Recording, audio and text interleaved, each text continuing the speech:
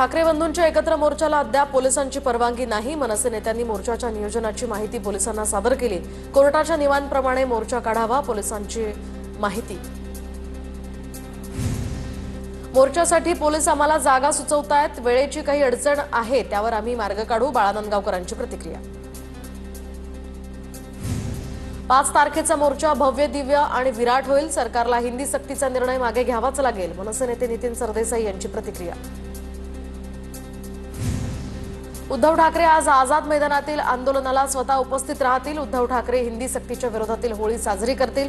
संजय राऊत यांची आजच्या आंदोलनाविषयी माहिती। घाटकोपरमध्ये भाजपकडून ठाकरेंविरोधात प्रतिकात्मक होळी, ठाकरेंच्या खोटारडेपणाची होळी, राम कदम यांची टीका, तर जी.आर. होळीच्या आंदोलनाला भाजपकडून सुद्धा आंदोलनानंच उत्तर। हिंदीच्या मुद्द्यावर आज कॅबिनेटमध्ये चर्चा करणार। हिंदीच्या मुद्द्यावरून मोर्चाची वेळ येऊ नये हाच आमचा प्रयत्न, ठाकरे बंधूंच्या एकत्रित मोर्चावर अजित पवारांची प्रतिक्रिया। चहापानापूर्वी होणाऱ्या आजच्या कॅबिनेटमध्ये मराठीच्या मुद्द्यावर भूमिका स्पष्ट करणार, परिवहन मंत्री प्रताप सरनाईकांचं वक्तव्य। 5 तारखेचा मोर्चा मराठीच्या अस्मितेसाठी, सरकारनं सकारात्मक निर्णय घेतला तर मोर्चाचं रूपांतर विजय मोर्चात होईल, मनसे नेते बाळा नांदगावकर यांच्याकडून स्पष्ट। आज हिंदीच्या मुद्द्यावरून जी.आरची प्रतिकात्मक होळी, तर उद्धव ठाकरेंच्या उपस्थितीमध्ये जी.आरची प्रतिकात्मक होळी साजरी केली जाणार। त्या ठिकाणी मनसे नेते नितीन सरदेसाई हजेरी लावणार असल्याची माहिती। आझाद मैदानावर आंदोलन होणार, जाहीर सभेचंही आयोजन।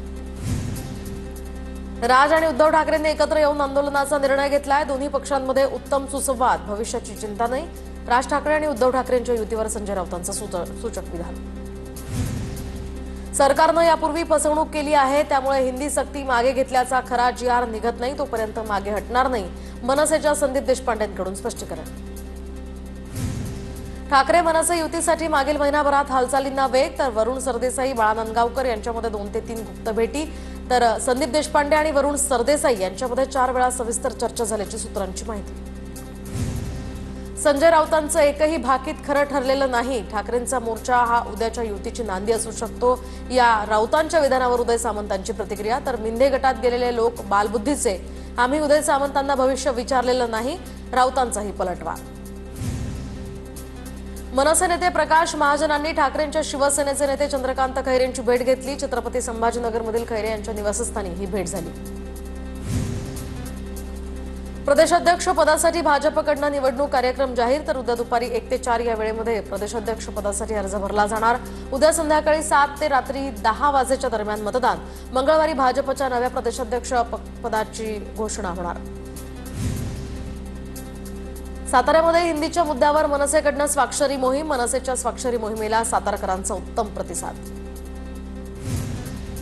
पनवेलमध्ये हिंदी सक्तीच्या विरोधात महाविकास आघाडीचं आंदोलन, आंदोलनामध्ये ठाकरेंची शिवसेना आणि मनसेचे पदाधिकारी एकत्र, हिंदी भाषेतील कागदपत्रांची एकत्र होईल।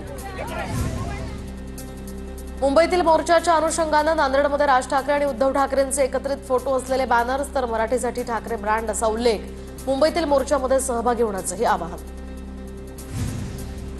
शाळांमधील हिंदी सक्तीच्या शासन निर्णयाची होळी करत शिवसैनिकांकडून निषेध, भंडाऱ्याच्या परसवाडा या ठिकाणी जिल्हा परिषद पूर्व माध्यमिक शाळेसमोर निदर्शनं। नाशिकमध्ये ठाकरेंना आणखी एक धक्का, हकालपट्टी केलेले विलास शिंदे आज शिंदेंच्या शिवसेनेत प्रवेश करणार। विलास शिंदे यांच्यासह काही माजी नगरसेवक आणि पदाधिकारी प्रवेश करणार असल्याची माहिती। जाहीर नाराजीनंतर विलास शिंदे यांच्यावर कारवाई। उद्यापासून राज्याच्या पावसाळी अधिवेशनाला सुरुवात होणार, हिंदीच्या मुद्द्यावरून पावसाळी अधिवेशन गाजण्याची शक्यता। सरकारच्या चहापानाच्या कार्यक्रमावर विरोधकांचा बहिष्कार, तर राज्यामध्ये 3000 कोटींचा भ्रष्टाचार, अंबादास दानवेंचा आरोप। अधिवेशनात मोर्चा होऊ नये या संदर्भात चर्चा होईल, पण जनसामान्यांची भावना सरकारपर्यंत पोहोचते, यशवंत किल्लेदारांची प्रतिक्रिया। 27 ऑगस्टला अंतरवालीतनं निघायचं आणि 29 ऑगस्टला मुंबई गाठ रणभूमीत उतरायचं, विजय मिळवायचाय, आता मागे हटायचं नाही, मनोज जरांगे यांची घोषणा। खासदार संदीपान भुमरेंच्या चालकाची चौकशी होणार, 150 कोटी वादग्रस्त जमिनी प्रकरणी ही चौकशी होणार असल्याची माहिती। सालारजंग यांच्या वंशजांची देखील चौकशी होणार असल्याची माहिती। उद्या चौकशीसाठी त्यांना हजर राहण्याचेही आदेश।